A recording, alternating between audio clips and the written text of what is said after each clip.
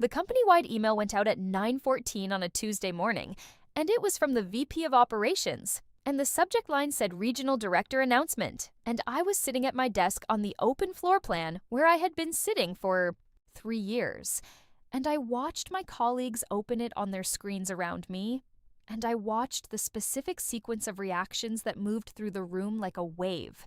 And the first reaction was confusion, and the second reaction was the particular stillness that comes from reading something you did not expect. And the third reaction was 14 people turning to look at me at approximately the same time. And I was already looking at my screen, and the email said the company was pleased to announce the appointment of Nina Okafor as Regional Director for the Northeast Division, effective the 1st of next month. And I had known this was coming since Friday, when the VP had called me personally, and I had spent the weekend deciding not to tell anyone.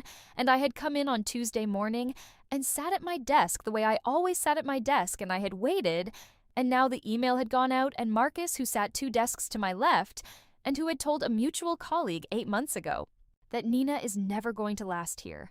She doesn't understand how this place works, was sitting 2 desks to my left reading the same email, and I did not look at him. And I did not need to look at him because the email was doing everything that needed to be done. Hi, everyone. Welcome back. And if this is your first time here, I think you are going to like this channel because we tell stories here about building things quietly and letting the results arrive loudly. And today's story is one of the purest versions of that I have ever experienced personally. So let's go through all of it. My name is Nina Okafor, and I am 31 years old. And 18 months ago, I joined a regional retail operations company as a territory coordinator, which is not a glamorous title and is not meant to be a glamorous title, and is the kind of role that requires you to understand a significant amount of operational complexity without having the authority that would make that complexity easier to navigate. And I had taken the role deliberately because I had come from a different industry, and I needed a position that would teach me the specific operational landscape of this sector quickly. And I had been willing to accept the title and the salary and the open floor plan and the coworkers who had decided within my first month what kind of person I was and what kind of future I had there. The decision about what kind of person I was had been made by a specific group of colleagues within my first 4 weeks, and it had been shaped by 2 things, which were that I asked a lot of questions in my first weeks, which some people interpreted as not knowing things rather than as learning things, and that I came from a different industry, which some people interpreted as not understanding this industry rather than as bringing a different perspective to it, and the combination of those 2 interpretations had produced a consensus in a specific social cluster of my colleagues that I was out of my depth and unlikely to last, and I know this not because I was guessing, but because a colleague named Priya, who was not part of that cluster and who had been at the company for 6 years, told me directly at the end of my 2nd month that there was a bet going, and I said, "What kind of bet?" And she said, "About how long you'd last." And I said, "What's the current estimate?" And she said, "Most of them think you'll be gone within a year." And I said, "Priya, what do you think?" And she said, "I think they're wrong." And I said, "Good." And I said, "Don't tell them that." And she said, "I won't." What the betting pool did not know about me, and what I had not volunteered, was the specific nature of my background, which was that before joining this company, I had spent 5 years in supply chain management for a logistics company that operated in 12 states, and my role there had required me to understand operational efficiency, territory management, workforce coordination, and regional performance metrics at a scale that was considerably larger than what this company operated at. And I had left that role not because I had failed at it, but because I had wanted to move into the retail operations sector specifically, and I had been willing to take a step back in title to make the transition, because I understood that credibility in a new sector required building it from the ground up, and I was 30 years old. And I had time, and I had patience, and I had a very clear picture of where I was going, even if nobody around me did. I worked for 18 months, and I want to walk you through what 18 months of deliberate work looked like in a specific environment, where a cluster of your colleagues has already decided you are temporary because the specifics are the whole story. And the specifics were this.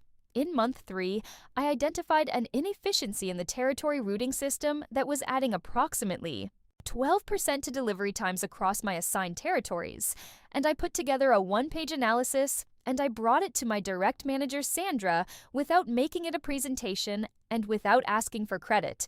And Sandra implemented it over 6 weeks, and the delivery time improvement was measurable.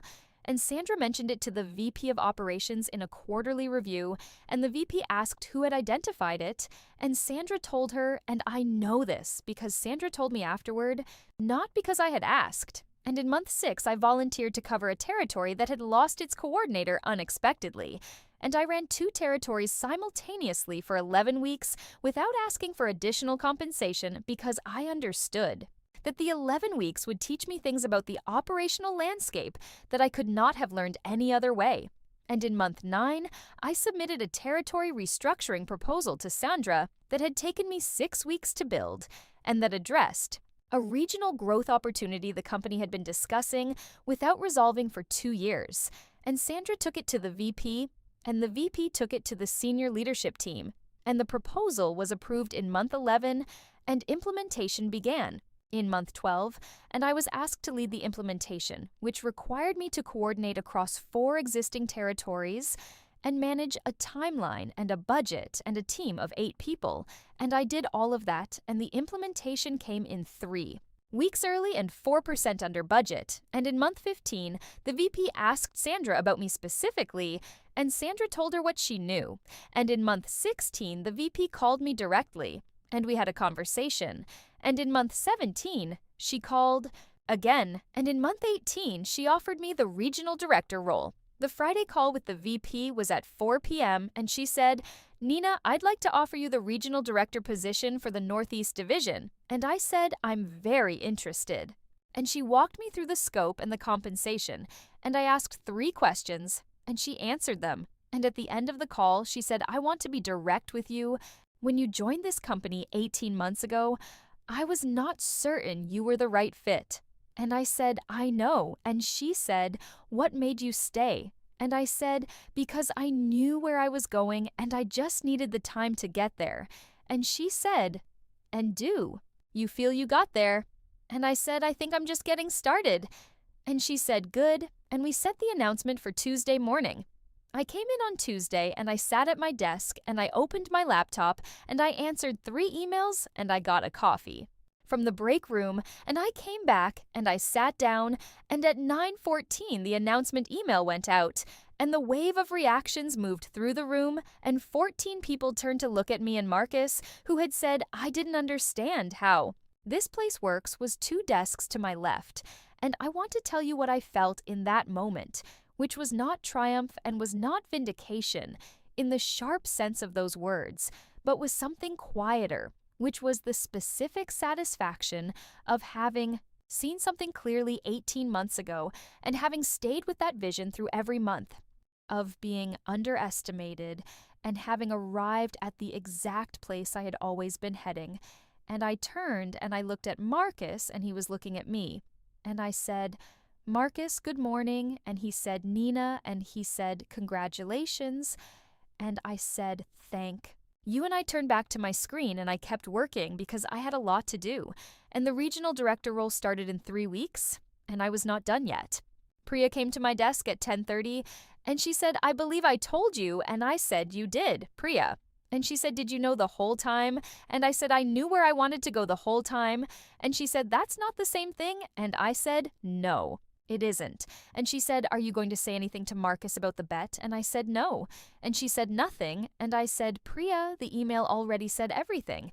And she looked at me for a moment, and then she nodded, and she said, "You want to get lunch on Friday to celebrate?" And I said, "I would love that." And she said, "My treat." And I said, "Priya, you don't have to." And she said, "I know I don't have to. I want to." And I said, "Okay." And we had lunch on Friday, and it was genuinely one of the better lunches I have had in a professional context.